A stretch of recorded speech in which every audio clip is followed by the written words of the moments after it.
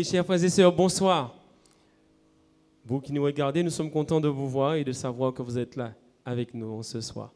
Voilà, sans plus tarder, nous allons commencer notre réunion de prière par un moment de louange et nous voulons vous inviter à chanter avec nous. Si vous nous rejoignez pour la première fois, n'oubliez pas de vous abonner pour que vous puissiez recevoir en permanence nos diverses réunions.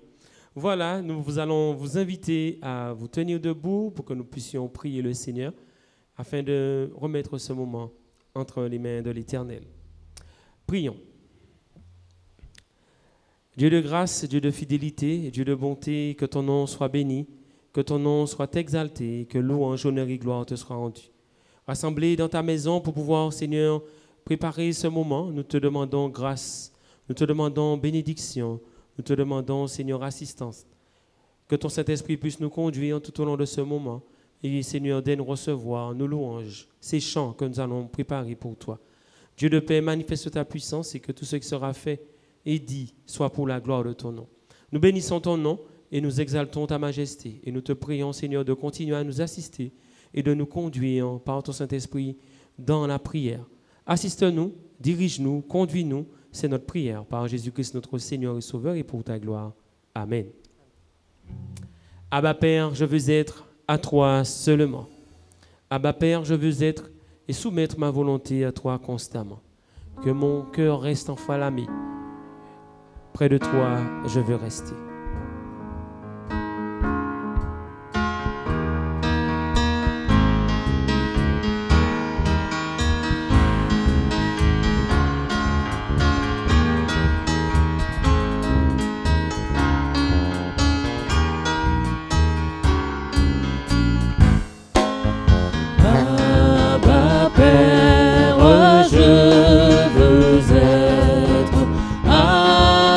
Seulement,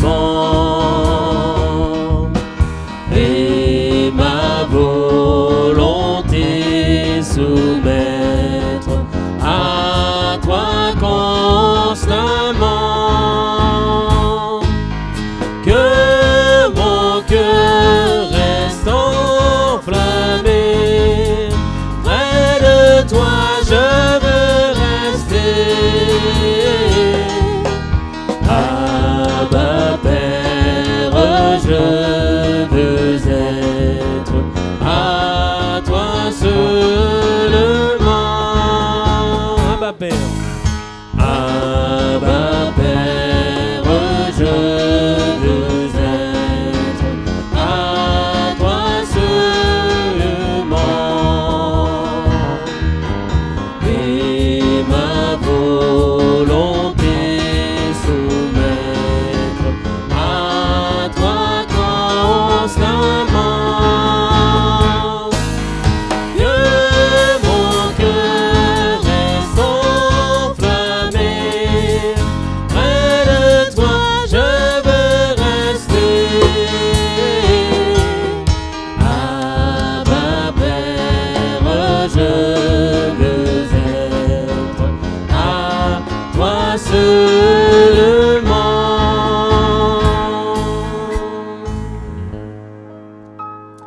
Oui, nous voulons rester auprès de notre Seigneur, car à lui, nos cœurs et nos vies. En Jésus-Christ, nous l'avons reçu, nous avons reçu Jésus-Christ et nous appartenons à notre Dieu. À toi, mon cœur, à toi, ma vie, Christ, toi, mon roi. Et nous marchons tous à ta suite.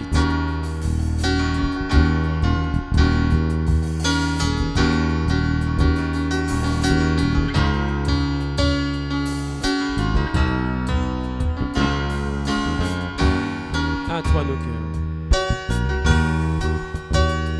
À toi nos cœurs, nos vies, Christ notre roi. À toi nos cœurs, nos vies, Christ notre roi. Nous marchons tous à ta suite, marchons à ta suite. tous à ta suite. Christ notre roi, à toi nos cœurs, nos vies. Christ notre roi, à toi nos cœurs, nos vies. Christ notre roi, nous marchons tous à ta suite. Marchons à ta suite. Nous marchons tous à ta suite. Christ notre roi.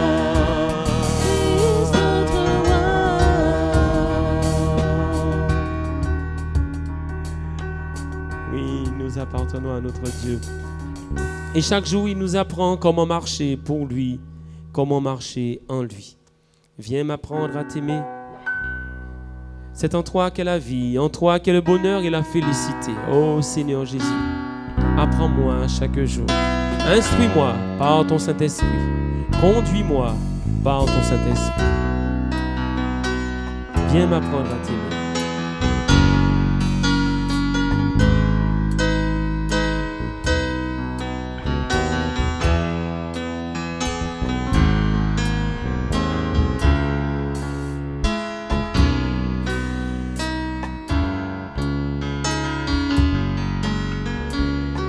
Viens m'apprendre à t'aimer. Viens m'apprendre à t'aimer. C'est en toi qu'est la vie, en toi qu'est le bonheur et la félicité. Jésus étend sur moi ta main meurtrie. Et dis-moi, j'ai souffert, j'ai porté ton péché. Moi je suis à tes pieds, je pleurais, m'humilier à l'ombre de ta croix. Je me tiens prosterné, que ton divin amour me retienne et me lie et m'apprenne à t'aimer, toi qui m'as tout donné.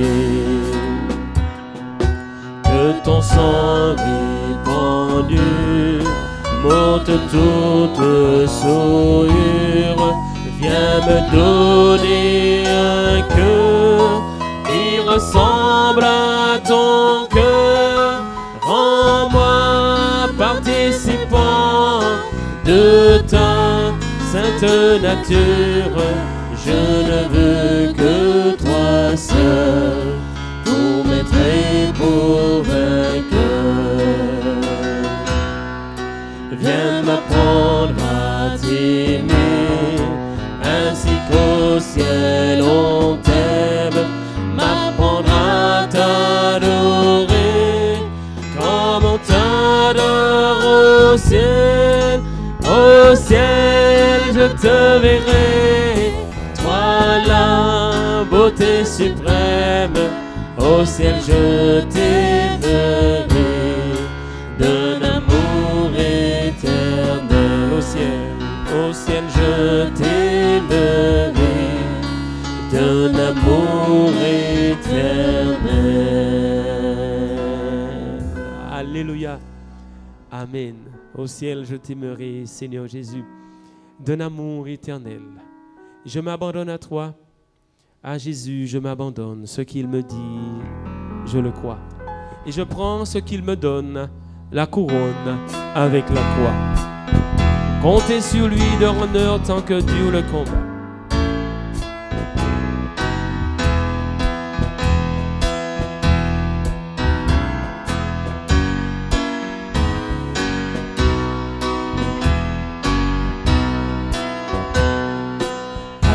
Jésus, je m'abandonne. Ce qu'il me dit, je le crois. Et je prends ce qu'il me donne, la couronne avec la croix. Comptez sur lui d'heure en heure, tant que dure le combat. Que l'on vive ou que l'on meure, comptez sur lui, tout est là. Que l'on vive ou que l'on meure, comptez sur lui, tout est là. Et si l'ennemi se montre, mon cœur n'en est point troublé.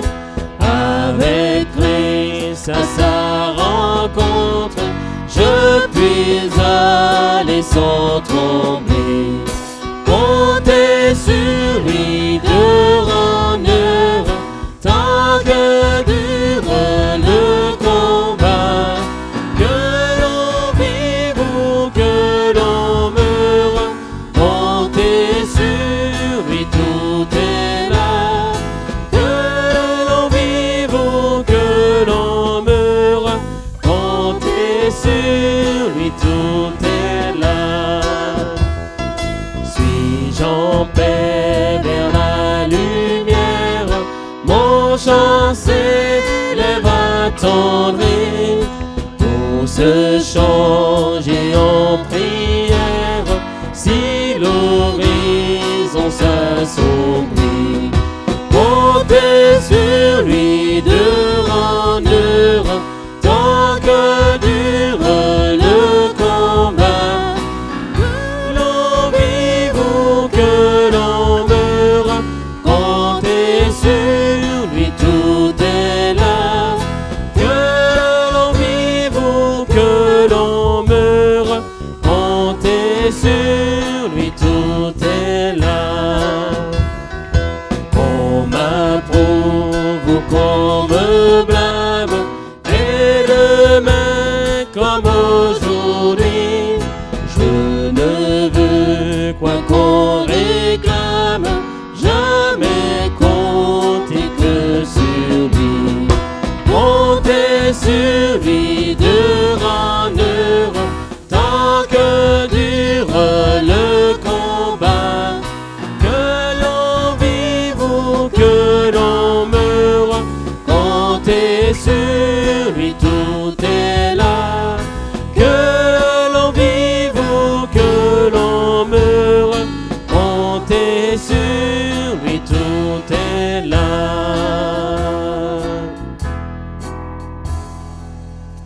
Nous devons apprendre à compter sur notre Seigneur, nous appuyer sur sa grâce, nous appuyer sur ses promesses. Le Seigneur nous a donné les armes pour que nous puissions vaincre, que nous soyons vainqueurs de tout ce qui nous tente chaque jour.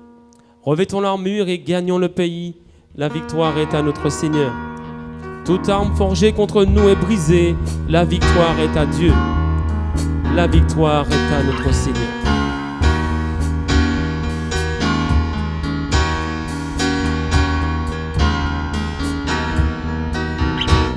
Revêtons l'armure et gagnons le pays. La victoire est à notre Dieu. Toute arme forgée contre nous est brisée. La victoire est à notre Dieu. Nous chantons gloire, honneur, force et louange au Seigneur. Chantons gloire, honneur, force et louange au Seigneur.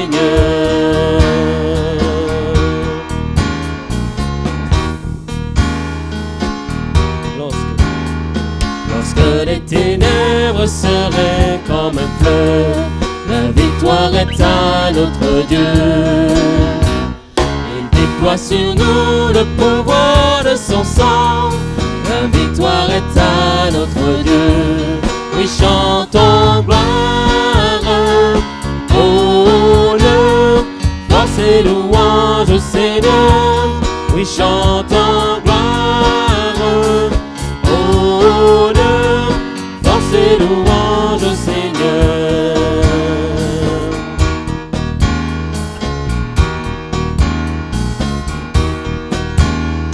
Quand l'ennemi vient près de toi, ne crains rien, la victoire est à notre Dieu. Tu peux résister car tu es racheté, la victoire est à notre Dieu. Oui, chantons gloire, honneur, force et louange au Seigneur. Oui, chantons gloire, honneur, force et louange au Seigneur. Force et louange, force et louange, force et louange au Seigneur. Force et louange, force et louange, force et louange au Seigneur. Oui, force, force, louange à notre Seigneur. Si vous avez les armes que le Seigneur nous a laissées, vous serez vainqueurs. Tous unis sous la bannière qui ne recule jamais, vouons notre vie entière à Jésus, le roi de paix. Troupe sainte, suis sans crainte ton Dieu, ton roi. Par la foi, vis pour le roi, car il est mort pour toi, car il est mort pour nous. Et nous sommes vainqueurs.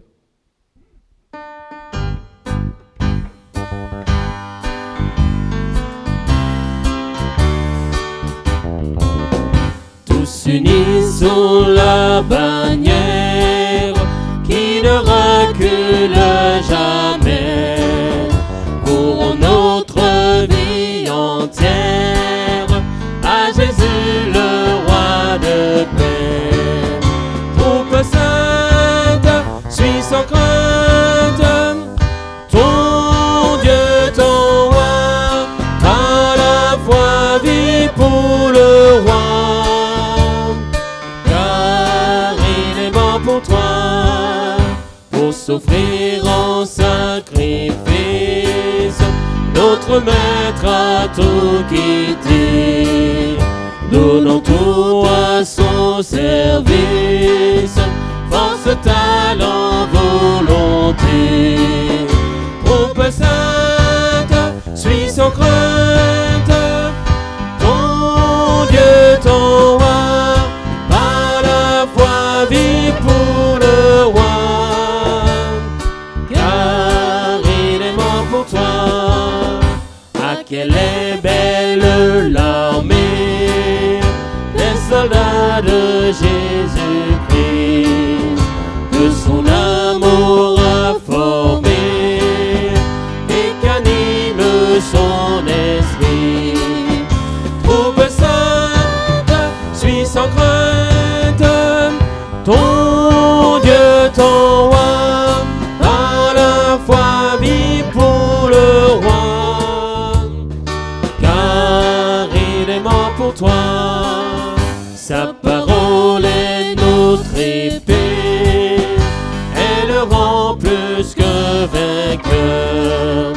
Dans le sang de Christ trempé, elle va jusqu'au cœur. Troupe sainte, suis sans crainte ton Dieu, ton roi, par la foi vie pour le roi, car il est mort pour toi. Dur est le combat peut-être, mais bientôt il va finir. Bientôt le roi va paraître, à nous l'avenir.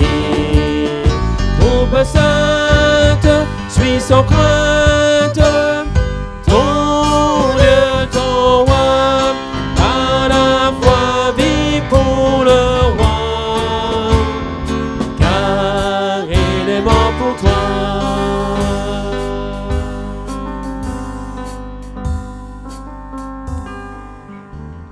Par la foi, vis pour le roi, car il est mort pour toi. Le Seigneur nous a laissé les armes, donc utilisons-les avec foi.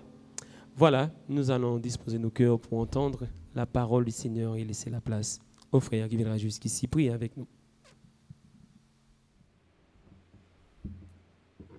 Bonsoir, bien-aimés, ceux qui nous visitent, amis visiteurs. Nous remercions aussi le groupe de louanges pour ces quelques chants. Nous sommes heureux de vous recevoir avec nous pour cette réunion de prière. Alors ce soir, nous sommes ici pour prier. Et avant de prier, en tant qu'Église, que communauté, nous allons remettre ce moment dans les mains de Dieu, ensuite lire un verset et passer à la méditation. Donc, inclinons nos têtes de là où vous êtes et nous allons prier ensemble. Père éternel, nous voulons te remercier pour tes grâces envers nous qui ne sont jamais épuisées. Merci Seigneur parce que nous sommes toujours dans ta présence en tant qu'enfants de Dieu. Merci parce que tu prends soin de nous, tu nous gardes dans ces moments difficiles. Tu nous entretiens. Nous voulons te remercier en tout cas pour ce privilège que tu nous donnes. Seigneur, en ce soir, nous sommes venus pour prier afin d'être en communion avec toi, que tu puisses nous diriger dans ta parole, que tu puisses nous éclairer, nous montrer ce que tu attends de nous et ce que nous devons faire pour l'avancement de ton royaume. Ô Seigneur, sois avec nous, en tout cas, dispose nos cœurs afin que nous soyons réceptifs et que nous puissions être transformés par ta parole puissante et qu'elle retourne à toi avec l'effet désiré. Ô Seigneur, je voudrais te demander de travailler en nous par l'Esprit et que toute chose soit faite pour la gloire de ton nom. Maintenant, bénis ton serviteur qui devra exposer cette parole, fais-lui grâce encore, et que tout soit fait encore pour la gloire de ton nom. Nous t'avons prié, Père, en te demandant aussi de pardonner nos offenses et nos iniquités, parce que nous savons, Seigneur, que nous avons fauté d'une manière ou d'une autre. Pardonne-nous, Seigneur. Je voudrais te demander de nous aider à délaisser aussi nos iniquités et ce qui n'est pas à ta gloire. Nous t'avons prié, demandé ces bénédictions, dans le nom de ton Fils Jésus. Amen. Voilà. Ce soir, je vous invite à lire un verset avec moi dans le prophète Ésaïe. Nous lirons Ésaïe, le chapitre 58, et nous lirons le verset 11. Ésaïe 58, verset 11. Il est écrit, « L'Éternel sera toujours ton guide. Il rassasiera ton âme dans les lieux arides, et il redonnera de la vigueur à tes membres. Tu seras comme un jardin arrosé, comme une source dont les eaux ne tarissent pas. » Amen. Le texte que nous avons devant nous est un texte qui se trouve dans un contexte de prière. Le jeûne, c'est mettre de côté toute nourriture, activité, plaisir, ou autre chose qui pourrait nous distraire. Et cela nous permet de passer beaucoup plus de temps, de maximiser notre temps dans la présence de Dieu afin de connaître sa volonté et d'être transformé par lui. Le but donc du jeûne et de la prière, c'est de nous rapprocher de Dieu. Et nous devons mettre de côté tout ce qu'il y a afin de ne pas être distrait par des choses extérieur. Maintenant, l'Éternel reproche à son peuple d'être dans la pratique d'un rituel. Autrement dit, ils sont tombés dans la religiosité. Non seulement cela, mais ils étaient cruels les uns envers les autres. Ils étaient aussi cruels, surtout envers ceux qui sont démunis. Ils méprisaient la veuve, les pauvres et l'orphelin. Ils entretenaient des paroles injurieuses. Cependant, l'Éternel leur fait voir qu'il n'est guère intéressé par de tels comportements. Des personnes qui n'ont pas un cœur disposé et qui sont dans la religiosité. Et il recherche plutôt avec son peuple une relation personnelle, privilégiée avec ceux qu'il a achetés à un grand prix. Et dans le chapitre que nous avons lu, nous observons que le Seigneur va lister ce à quoi il prend plaisir. L'Éternel aime celui qui s'éloigne du mal, il nous est dit dans Ésaïe 58, verset 6.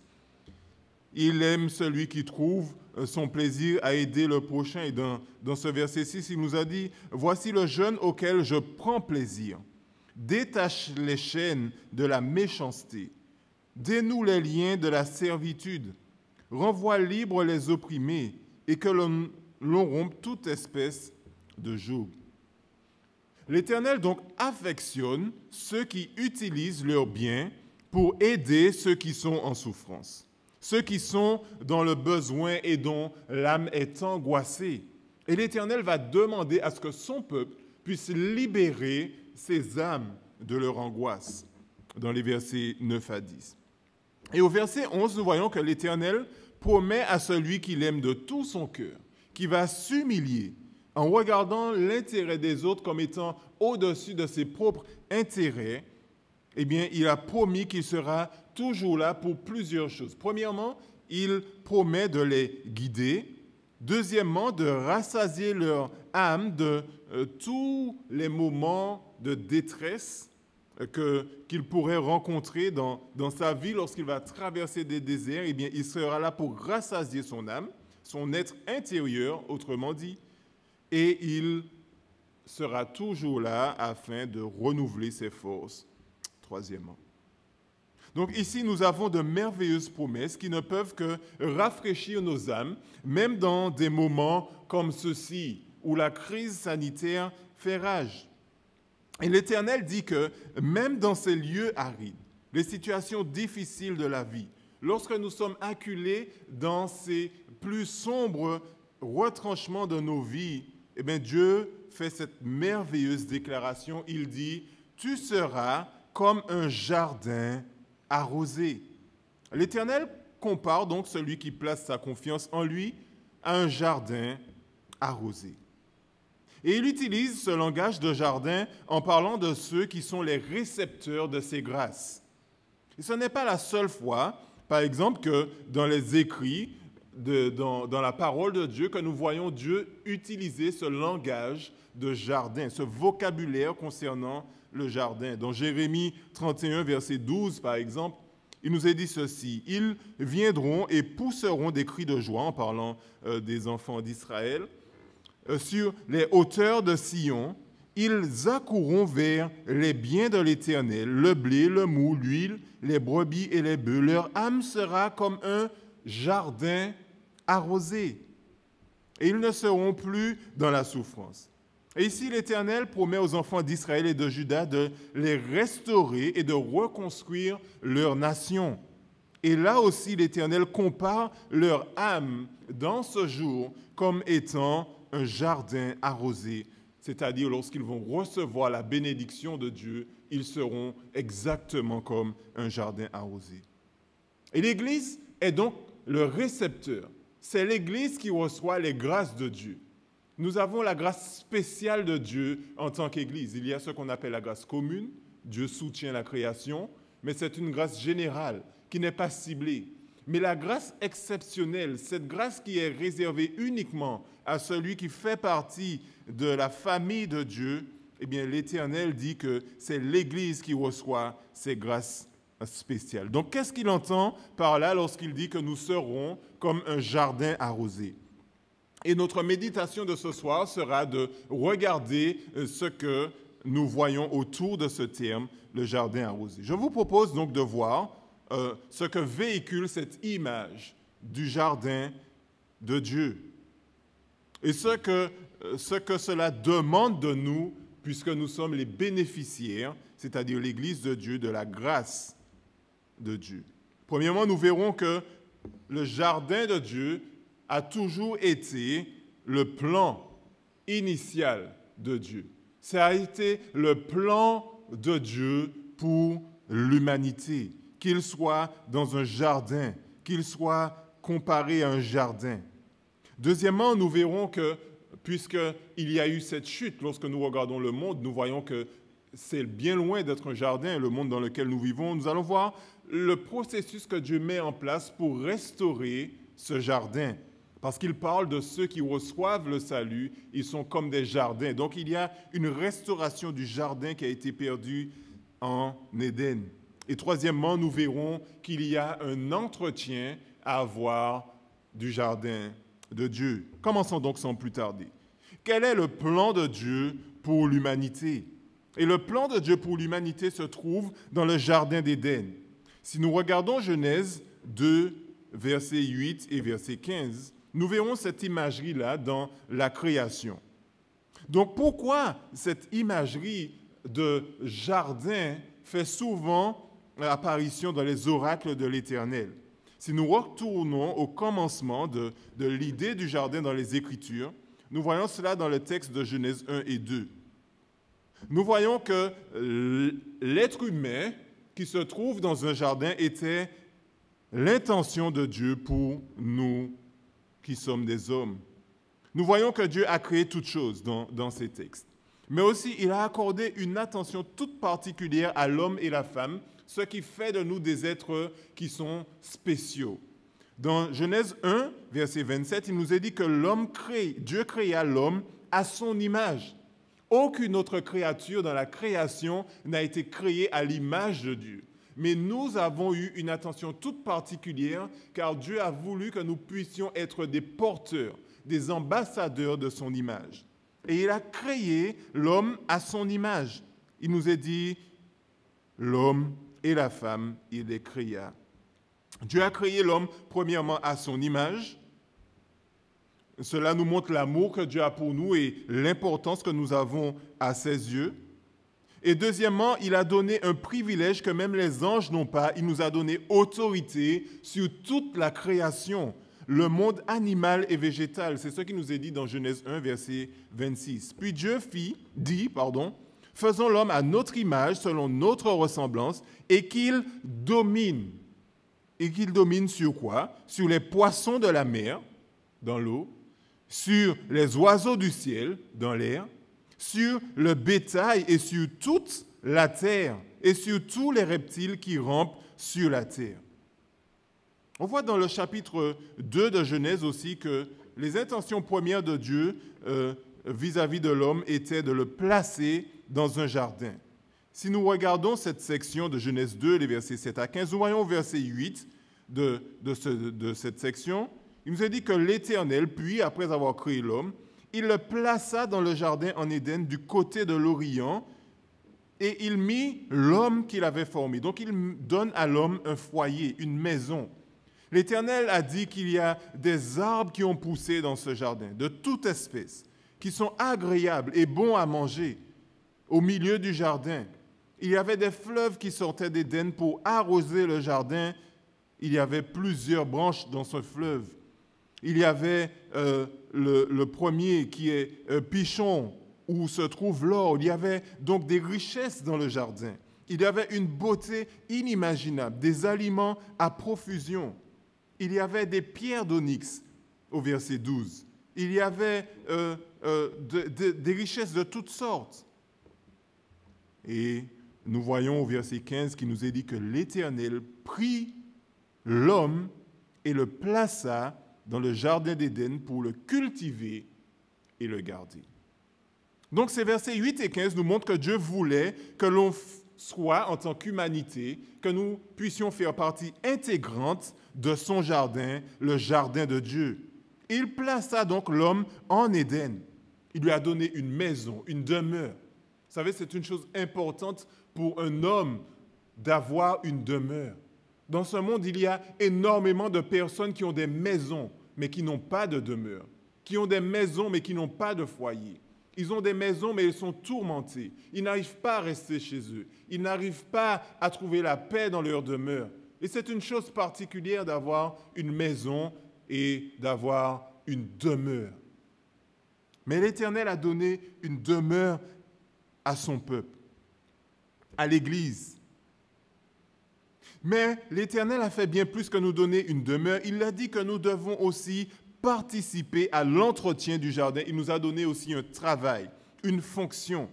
Le jardin de Dieu est celui que l'Éternel avait prévu pour nous, avec de l'abondance de nourriture, de l'eau en abondance, de la sécurité, un foyer, des richesses, une relation parfaite avec Dieu, puisque Dieu parcourait ce jardin et venait discuter avec Adam et Ève. Mais il a dit qu'il aurait aimé que nous soyons ses équipiers, que nous soyons avec lui, que nous puissions travailler à l'entretien de ce jardin. C'est une image utopique que nous voyons en Éden. Le bonheur parfait, d'où le nom Éden qui veut dire bonheur. Ils étaient donc dans un bonheur parfait dans le jardin de Dieu. Le jardin de Dieu donc représente à cette image de l'amour de Dieu pour nous, incommensurable, puisqu'il nous a créés comme étant les seuls hommes avec l'image, son image. Mais lorsque nous regardons la suite de l'histoire, nous voyons qu'en Genèse 3, l'homme n'a pas voulu suivre la direction de Dieu, il s'est laissé tromper par le diable, l'ennemi de Dieu, par Satan. Et parce que Satan les a piégés, eh bien, ils sont devenus maintenant des esclaves du diable. Et toutes les décisions que l'homme prend à partir d'aujourd'hui, c'est pour détruire l'ordre que Dieu avait mis dans le jardin d'Éden et pour aussi détruire la création que Dieu avait placée en Éden. Le jardin donc a été perdu. L'équilibre, cette symbiose qu'il y avait dans le jardin d'Éden, cette biodiversité a été perturbée à cause du péché de l'humanité. Et le texte de Genèse est là pour 2, versets 7 à 15, est là pour nous rappeler quelle est l'intention première de Dieu pour nous. Lorsque nous traversons des moments noirs, sombres, horribles, nous devons regarder à ce genre de texte pour voir que Dieu n'a jamais voulu ce genre de situation pour nous qui sommes des êtres humains. Il n'a jamais voulu que nous puissions traverser des cancers, que nous puissions traverser des épidémies. Il n'a jamais voulu que nous puissions traverser, à connaître la faim, la souffrance, la douleur physique et même la mort. Dieu n'a jamais voulu ça pour l'humanité. Ce que Dieu a voulu pour nous, c'est ce qu'il y a en Éden. Le bonheur, un soin constant, permanent, une relation profonde et sincère avec notre Créateur. Mais l'homme a choisi d'écouter la créature plutôt que le Créateur. Rappelons-nous que Dieu, dans son organisation, a voulu que l'homme vive en paix et a voulu des conditions particulières et spéciales pour nous qui sommes êtres humains. L'imagerie donc du jardin de Dieu manifeste son amour profond pour nous, nous qui recevons sa grâce. Et dans Ésaïe 58, verset 11, être comme un jardin arrosé, c'est être sous les soins constants de l'Éternel. Nous étions donc dans un soin constant, mais nous avons voulu voler de nos propres ailes et nous avons abandonné tout ce que l'Éternel fait. L'Éternel n'a pas repris tous ses droits lorsque l'homme a péché. Il avait donné autorité à l'homme et il a dit à l'homme de prendre les décisions, mais sous sa direction. Maintenant que l'homme est sorti de la direction de Dieu, ils prennent leurs propres décisions. Et si le monde est dans cet état, c'est à cause de l'homme et de leurs mauvais choix. Si le monde est dans cet état, c'est parce que le monde est en train de déranger tout ce que Dieu a établi comme vérité. Et le chaos est en train de prendre place. Mais béni soit l'Éternel parce qu'il a prévu pour nous un plan de restauration pour ce jardin qui était la volonté première de Dieu. La restauration donc du jardin, qui est notre deuxième point, ne passe que par Jésus-Christ. C'est Christ qui est venu restaurer ce jardin qui a été perdu en Éden. Dieu parle de jardin depuis la chute, avant la chute. Et nous voyons que tout ce que Dieu a fait, c'est restaurer l'imagerie qui se trouvait en Éden. Même dans la construction du tabernacle, c'est une copie de ce qui se faisait en Éden. La construction du temple est une copie de ce qu'il y a en Éden. Et lorsque Christ est venu, il est venu restaurer ce qui a été perdu dans le jardin d'Éden. Et puisque cette symbiose a été désorganisée à cause de notre péché, eh bien Dieu a dit, je vais faire en sorte que ce jardin puisse être retrouvé. Et il a pourvu un moyen, c'est Jésus-Christ. Rappelons-nous quel est le vrai désir de Dieu. L'image du salut que Dieu veut apporter à l'humanité fait aussi partie intégrante de l'imagerie du jardin. Si nous lisons Ésaïe 61, verset 11, il nous est dit « Car comme la terre fait éclore son germe, et comme un jardin fait pousser ses semences, ainsi le Seigneur l'Éternel fera germer le salut et la louange en présence de toutes les nations. » Le salut que Dieu va apporter à l'humanité est comparé à un jardin qui fait pousser les semences. Et l'Éternel, dans son salut, veut nous montrer que l'imagerie du jardin d'Éden qui a été perdue, eh bien, est encore là. Et Dieu veut restaurer cette relation qu'il avait avec sa création spéciale, c'est-à-dire l'homme. Dieu veut à nouveau restaurer la relation du divin avec l'humanité. Il veut que nous puissions avoir accès à lui, être en relation constante avec lui. Et lorsque la parole de Dieu nous dit qu'il prend soin de son jardin, cela veut dire plusieurs choses. Dans le texte que nous avons lu, nous voyons que lorsque Dieu prend soin du jardin, il y a sa connaissance qui est à l'œuvre. Nous voyons donc là l'omniscience de Dieu. Nous voyons sa puissance qui est à l'œuvre aussi. Et la puissance de Dieu, c'est son omnipotence. Nous voyons l'attention que Dieu veut aussi apporter aux hommes, une attention particulière. Nous ne sommes jamais en dehors du regard de Dieu, et là, nous avons l'omniprésence de Dieu. Nous voyons que toute la personne de Dieu est impliquée pour pouvoir prendre soin du jardin de Dieu. Et dans notre texte, nous voyons l'omniscience, l'omniprésence de Dieu qui se révèle dans le verset 11. Il nous est dit que pour l'entretien de son jardin, l'Éternel sera toujours ton guide. Il n'y a pas un jour où l'Éternel n'est pas notre guide. Il est là pour nous et il veut nous guider. Et lorsqu'on parle d'un guide, il faut que le guide sache où il va. Un guide doit avoir une connaissance supérieure à la mienne, sinon je n'aurais pas eu besoin d'un guide. Mais Dieu a cette connaissance, cette omniscience qui est en action afin de nous guider. Et celui qui nous guide doit nous montrer la voie, doit marcher devant nous. Cela donc fait appel à l'omniprésence de Dieu. Il y a des millions de chrétiens dans le monde et pourtant Dieu est toujours là avec eux pour les guider. C'est l'omniprésence de Dieu. Dieu seul est capable de faire cela. Ensuite, nous voyons son omnipotence en action. Dieu a tout déployé. Dans le verset 11 d'Ésaïe 58, il est dit qu'il va rassasier ton âme dans les lieux arides. Qui est-ce qui peut faire pousser un jardin dans un désert si ce n'est l'Éternel? Les hommes essaient cela, mais ils échouent parce qu'ils n'ont pas une source d'eau intarissable. Mais l'Éternel qui est tout-puissant, quelle que soit la situation dans laquelle nous sommes, il est possible pour Dieu de rassasier nos âmes dans les lieux même les plus extrêmes. Et il va redonner de la vigueur à tes membres. Il nous est dit, il est capable. Notre Dieu est capable de faire pousser un jardin, même dans les cas les plus extrêmes. Nous souffrons du carême présentement. Le carême, c'est une période de sécheresse. Bien sûr, elle est décalée, déplacée.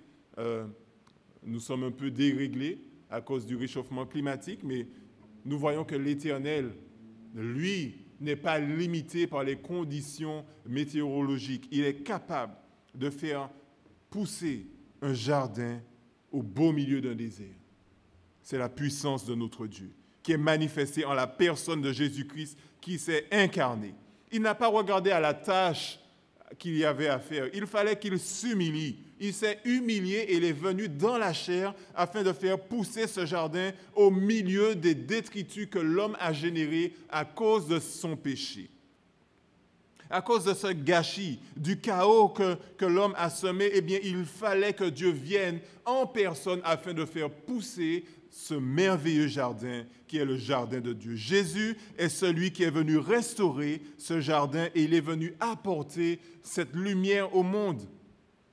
Dans Jean 8, verset 12, il nous a dit que Jésus leur parla de nouveau et dit « Je suis la lumière du monde, celui qui me suit ne marchera pas dans les ténèbres, mais il aura la lumière de la vie. » Regarde, soyez attentifs, écoutez cela.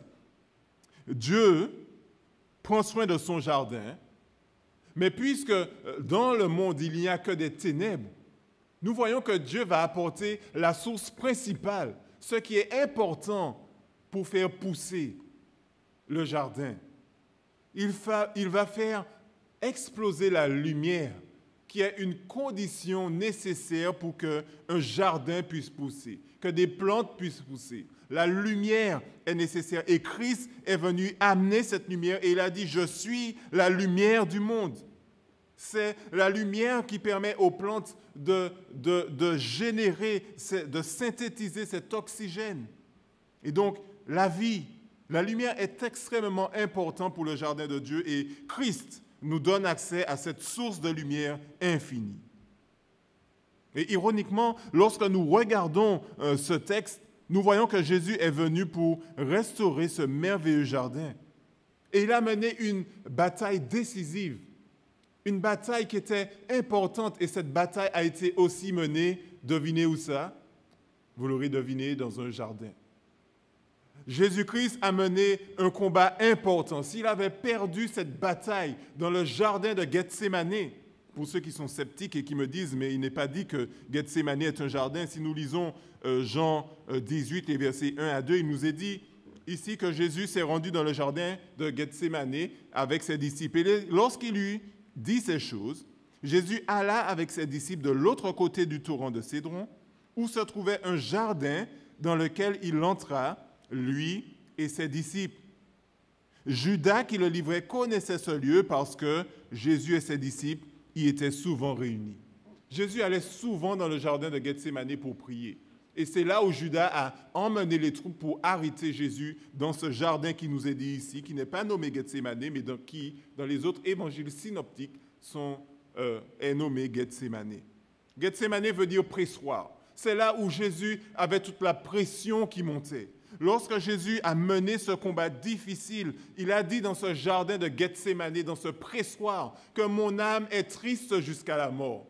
Nous voyons que Christ est venu non seulement pour faire pousser ce jardin, amener la lumière, donner la semence pour faire pousser cette merveilleuse floriture pour la gloire de Dieu, eh bien, il a dû souffrir pour ça aussi dans un jardin.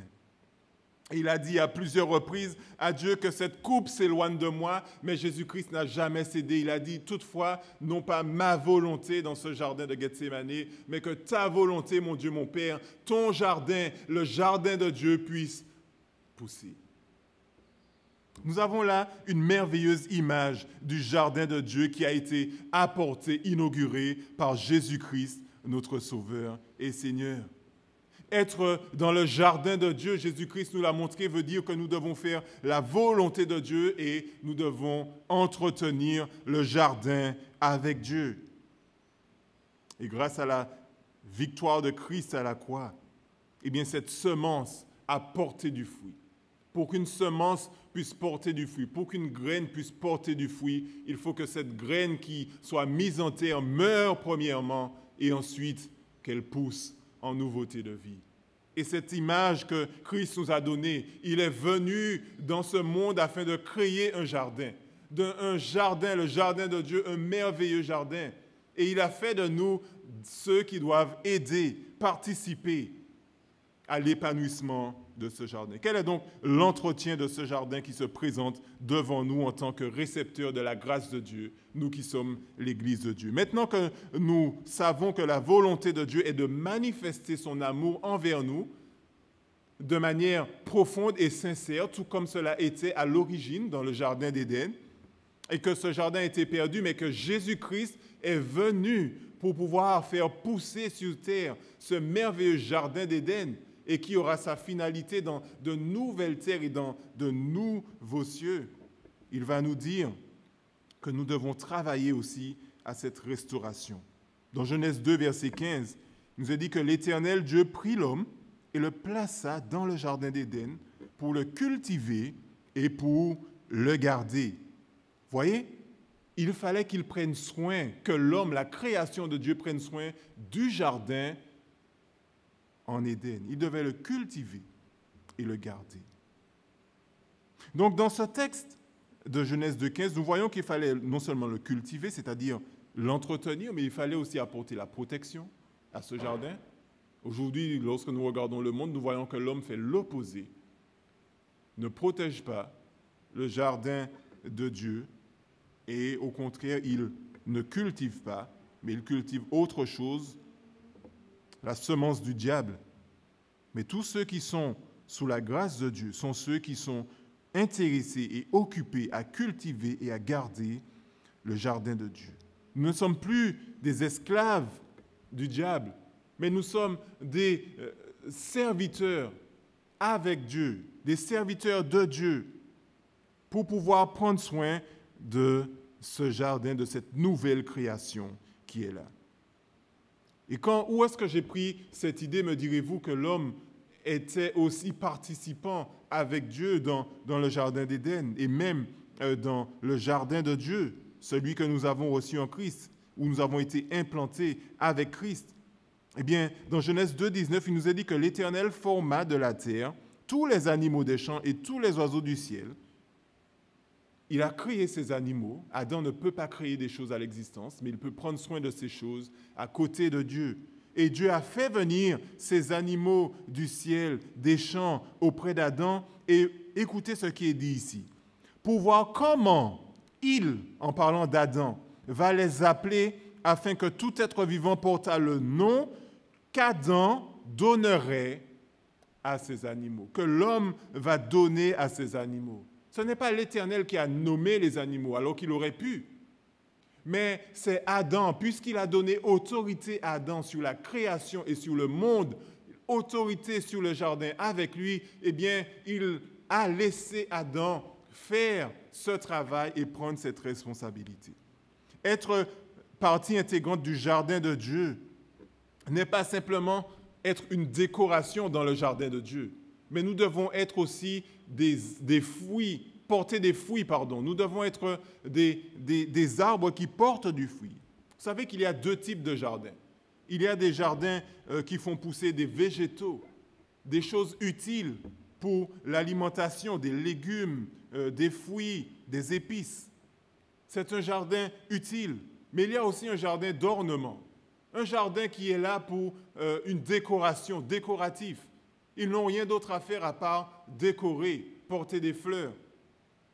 Mais ce n'est pas ce type de jardin que Dieu a mis en Éden. Il a mis un jardin utile qui porte du fruit, qui porte une beauté dans le fruit. Et tout comme Adam et Ève, qui ont été les premiers hommes qui sont entrés dans ce jardin et qui ont perdu leur présence dans ce jardin. Et maintenant que nous avons retrouvé cette présence dans le jardin de Dieu en Jésus-Christ, eh bien notre tâche est tout comme Adam et Ève.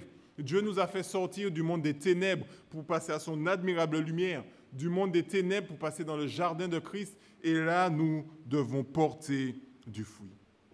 Comment savons-nous que nous portons du fruit et que nous sommes bien implantés dans le jardin de Dieu? Vous savez qu'il y a un signe pour ça, il y a une façon de savoir cela. Si nous avons la sève de Dieu qui coule en nous, c'est-à-dire le Saint-Esprit. Et oui, il y a des signes pour savoir si nous avons réellement le Saint-Esprit. Vous savez quel est ce signe? Je suis désolé pour tous ceux qui disent que le parler en langue, c'est le signe du Saint, la marque du Saint-Esprit. Cela est faux. C'est une erreur théologique, doctrinale qui est importante. Les signes qui sont visibles, c'est que ceux qui sont dans le jardin de Dieu et qui ont la sève de Dieu en eux vont porter du fruit, et c'est le fruit de l'Esprit, Galates 5, 22. Mais le fruit de l'Esprit, c'est l'amour, la joie, la paix, la patience, la bonté, la bénédicité, la fidélité, la douceur et la tempérance. C'est ça le fruit de l'Esprit. Le fruit de l'Esprit, ce n'est pas le parler en langue. Vous pouvez parler en langue et être des personnes qui sont mauvaises, qui n'ont aucune vie de piété. Vous parlez toutes sortes de langues, mais cela ne fait pas de vous un enfant de Dieu. Ce qui fait un enfant de Dieu, c'est lorsque vous portez du fruit. Écoutez, lorsque quelqu'un plante une graine de mangue dans le sol, cela va porter un manguier qui va donner des mangues. Mais ne plantez pas une rose et puis espérer avoir des mangues. Cela est impossible. Celui qui a l'Esprit de Dieu en lui, la semence de Christ en lui, va porter les fruits de l'Esprit qui sont l'amour, la joie, la paix, la patience, la bonté, la bénédicité, la fidélité, la douceur et la tempérance. le fruit de l'esprit. Voici comment nous savons que nous faisons partie du jardin de Dieu. C'est la preuve, le fruit de l'esprit, c'est la preuve que nous avons été plantés dans le jardin de Dieu, mais aussi que nous devons travailler à porter du fruit. Nous devons entretenir ce jardin de différentes manières. Notre fruit doit être visible et productif. De la même façon qu'Adam et Ève avaient la responsabilité de prendre soin de ce jardin, nous aussi, nous devons développer ce jardin et garder le jardin. C'est pour ça que nous essayons de garder quand même une certaine sainteté et piété dans l'Église de Dieu. N'importe qui ne peut pas faire n'importe quoi. Nous devons porter du fruit digne de la repentance, digne du jardin de Dieu. Et nous devons aussi, dans l'Église, faire ce qu'il y a pour porter du fruit. Il y a diversité de dons dans l'Église. Il faut évangéliser, il faut savoir encourager, il faut savoir entretenir le bâtiment, il faut savoir rendre culte agréable à Dieu, que ce soit par la louange, la prédication de la parole, que ce soit par la musique, que ce soit par la technique, assister ceux qui pleurent, visiter les malades. Il y a diversité de dons. Assister ceux qui pleurent, ceux qui sont dans le deuil. Il y a toutes sortes de responsabilités que ceux qui sont plantés dans le jardin de Dieu doivent prendre en considération. Nous devons garder le jardin de Dieu, mais aussi nous devons la répandre. C'est notre responsabilité. Et dans cette période de pandémie, tous ceux qui sont implantés dans le jardin de Dieu, vous n'avez pas le droit d'être végétatif et ne rien faire. Vous devez aller en action. Vous devez travailler d'une manière ou d'une autre afin que votre fruit soit visible et soit une bénédiction pour ceux qui sont autour de vous. Dans ce monde où il y a toutes sortes de perversité, de méchanceté, de mauvaises choses qui arrivent, de mauvaises décisions qui sont appliquées par l'humanité, sachez que vous êtes dans le jardin de Dieu et votre responsabilité, c'est de porter du fruit visible dans ce monde de ténèbres, que vous soyez des reflets de la luminosité que nous avons en Christ. Notre tâche est de changer, entretenir, le gâchis de l'humanité en un merveilleux jardin de Dieu. En conclusion, le jardin symbolise l'amour que Dieu a pour ceux qui placent leur confiance en lui. Nous devons donc nous tourner vers Dieu, vers ce qu'il nous encourage à faire, il nous demande de faire. Nous devons, dans des moments difficiles, terribles, lorsque nous regardons ce monde qui est loin de l'utopie que nous avons en Éden, nous devons regarder ce qu'il y a en Éden afin de voir que notre Dieu est un Dieu qui est bon et qui n'a jamais voulu cela pour nous et qu'il est en train de travailler et de mettre tout en œuvre afin de restaurer le jardin de Dieu en Jésus-Christ. Deuxièmement, le jardin de Dieu est en pleine restauration. Et cette restauration n'est possible qu'en Jésus-Christ. Si vous voulez porter du fruit digne de la repentance, vous devez vous tourner vers Christ. Lui seul est capable de nous implanter dans le jardin de Dieu, de planter cette semence de vie dans nos cœurs afin que nous puissions porter du fruit digne de la repentance. Et pour finir, nous sommes appelés à porter du fruit pour la gloire de Dieu. Galates 5, 22 est un début. Nous devons vivre, nous ne devons pas simplement lire quel fruit que Dieu attend, mais nous devons aussi exercer, produire, appliquer ce que nous avons dans la parole.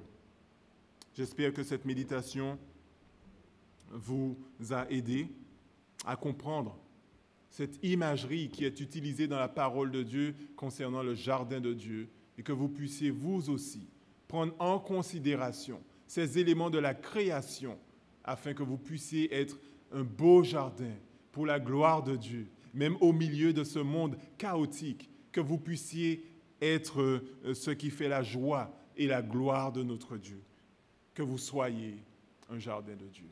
Amen. Les sujets de prière ce soir seront affichés à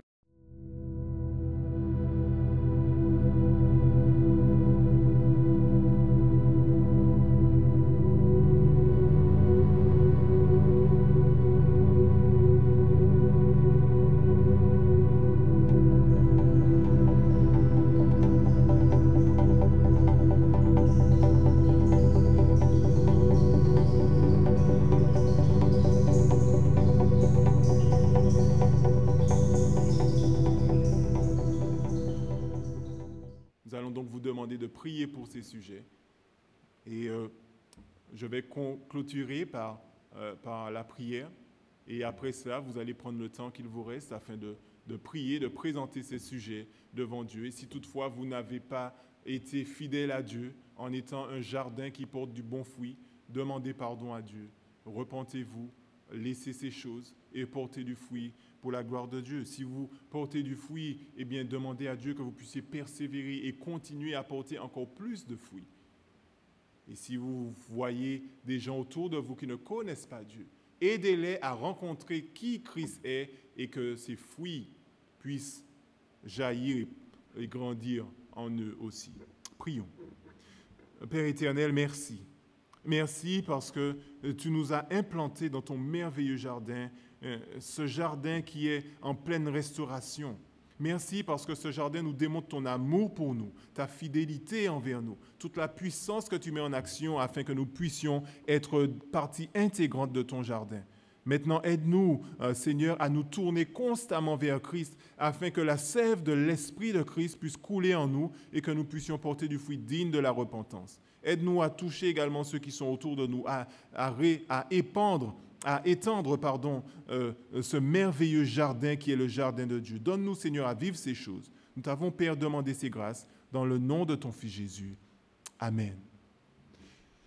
Voilà, bien-aimés, je vous dis à bientôt, à dimanche, si Dieu veut, pour notre culte sur YouTube, mais aussi en présentiel. Que le Seigneur vous bénisse et qu'il vous fasse grâce. Amen.